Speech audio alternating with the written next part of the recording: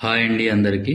ఈరోజు మనం యావరేజ్ సంబంధించినటువంటి ప్రాపర్టీస్ గురించి డిస్కస్ చేద్దాం. ఏబిసి అనే 3 నంబర్స్, ఈ 3 నంబర్స్ యొక్క యావరేజ్ ఏ అయిందనుకోండి, అప్పుడు ఈ 3 నంబర్స్కి కే అనే నంబర్ని యాడ్ చేస్తే మనకి యావరేజ్కి కూడా ఏం చేయాలా, కే యాడ్ చేయాలి. అయితే మనకు యావరేజ్ కూడా కే యాడ్ చేస్తే వచ్చే వాల్యూ అనేది అంతే అవుద్ది అనమాట.